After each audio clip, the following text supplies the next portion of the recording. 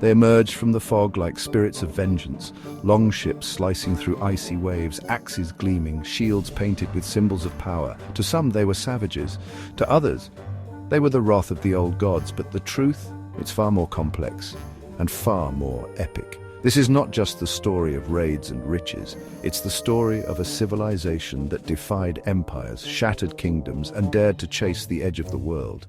This is the untold saga of the Vikings. First, let's clear something up. Viking is not an ethnicity, it's not even a tribe. It's a verb, vikinga, meaning to go on an expedition, a raid, a journey, a search for honor and glory. Vikings hailed from Scandinavia, Norway, Sweden and Denmark. They weren't one united people, they were a patchwork of clans, kingdoms and chiefdoms, bound by blood, sea and steel.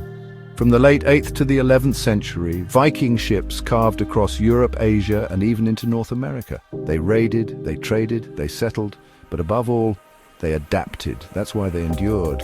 And at the center of their world was the sea, cold, brutal, vast, and filled with opportunity. At first glance, Viking life might seem harsh, and it was, but it was also ordered, ritualistic, and rich in tradition.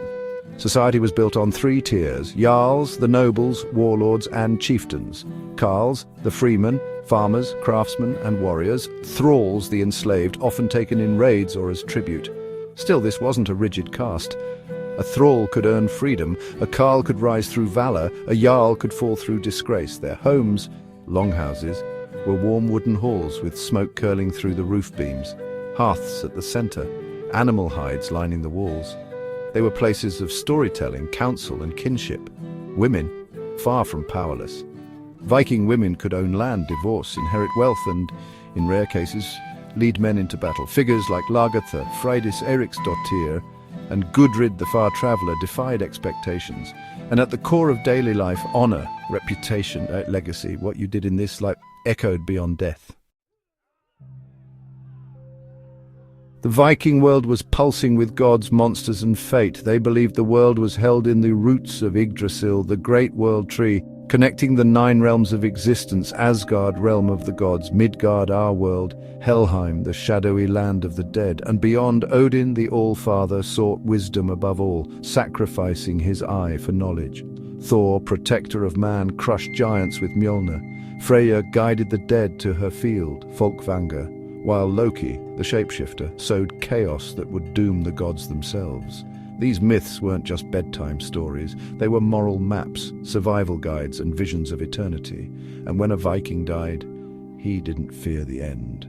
If he died in battle, he could be chosen by the Valkyries, winged maidens of Odin, and taken to Valhalla, where warriors feasted, fought, and trained for Ragnarok, the final battle. This belief fueled fearlessness. Death was not the end, it was only the beginning of legend. Nowhere was the Viking spirit more visible than in battle. They weren't mindless berserkers, they were tacticians. Viking warriors used guerrilla tactics long before the term existed, striking fast, retreating before larger armies could respond. Their most famous weapon, the battle axe, versatile, brutal, efficient, but they also wielded swords, often engraved with names and blessed by priests, spears, sea-axe daggers, and above all, their iconic round shields. One of their deadliest formations was the shield wall, overlapping shields forming an impenetrable wall of iron and resolve. When used correctly, it turned a mob into a machine, and for the truly fearless, some entered battle in a trance-like state. As berserkers, said to channel the power of animals, bears, wolves, boars, they howled, they raged, and they fought with a fury that terrified enemies across Europe.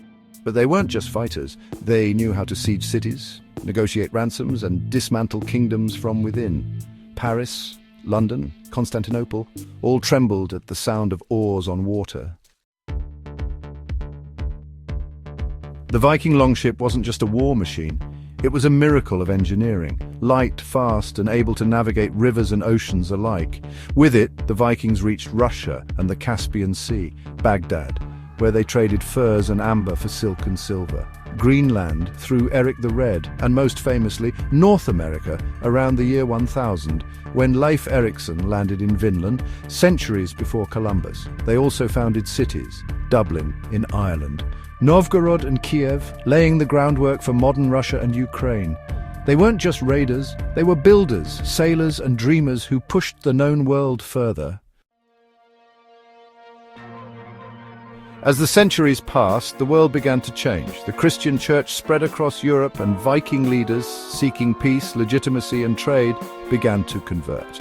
Kings like Harald Bluetooth embraced the cross, not just for faith, but for diplomacy. Old gods faded into myth.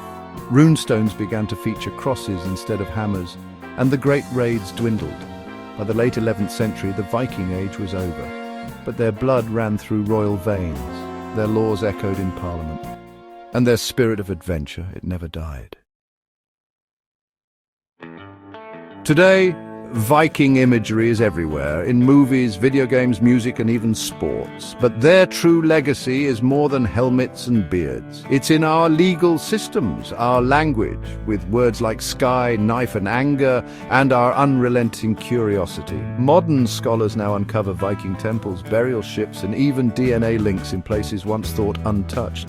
And still, the Viking ideal endures: live fiercely, die well, leave a mark. Vikings were more than raiders. They were storytellers, sailors, survivors, and their story is still being written across the cold waves of time. So next time someone says Viking, don't just think blood and fire. Think of people who stared into the unknown and rode toward it. If you enjoyed this journey through Norse history, subscribe and sound off in the comments. What part of Viking lore fascinates you most? More epics are on the way, only on Histories and Mysteries.